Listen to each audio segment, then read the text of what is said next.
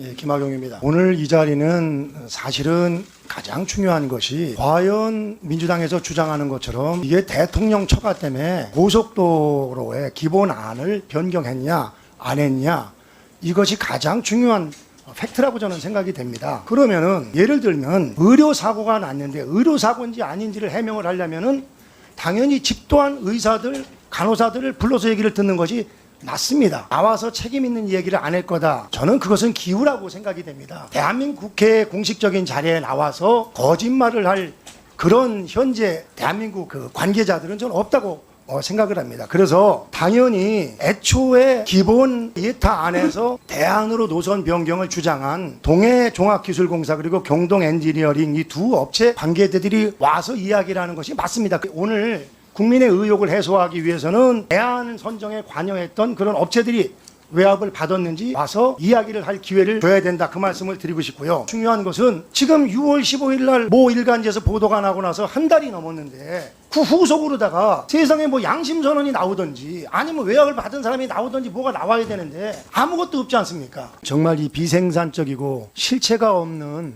정치적 논쟁을 멈춰야 할 시점이라고 저는 생각이 됩니다. 야당이 당연히 대통령 처가 땅이 있는 곳에 대해서 문제 제기를 하는 것은 지극히 상식적이고 해야 될 도리라고 생각이 됩니다.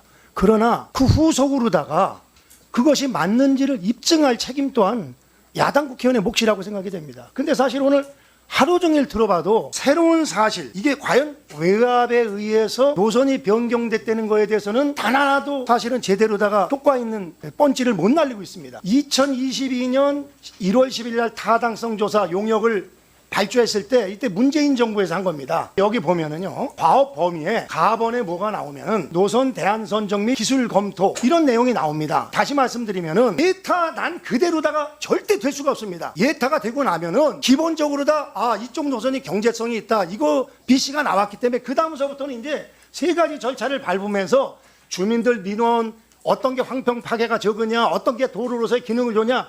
이런 걸 다 해서 쭉 앞으로 거쳐가는 건데 이게 지금 두 단계 중에서도 중간에 와 있는 겁니다. 그렇기 때문에 완성되지도 않은 소설을 가지고서 누가 이익을 보니 하는 것은 이건 너무 섣부른 결론이다. 이재명 대표가 이런 얘기를 했어요. 예타까지 끝낸 초대형 국책 노선 사업을 아무 까닭도 없이 밀실에서 갑자기 변경시키려 한 것입니다. 만일 정부 의도대로 강상면에 종점이 설치됐다면 그 인근에 축구장 5개 면적의 땅을 소유한 대통령 처가는 막대한 개발 이익을 누렸을 것입니다. 그야말로 국정농단입니다. 이렇게 얘기했는데 저는 이거는 너무 많이 나갔고 그 팩트에 맞지 않다고 생각이 됩니다. 이걸로 인해서 제일 피해는 보는 사람들은 양평군민입니다. 여러분 지역구 다 가지고 있지만 지역구에 이런 고속도로 나가는 게 얼마나 소중합니까? 신속하게 좀 양평군민 그리고 그곳을 지나가는 많은 불편 겪는 국민들의 고통을 해소해 줬으면 좋겠습니다.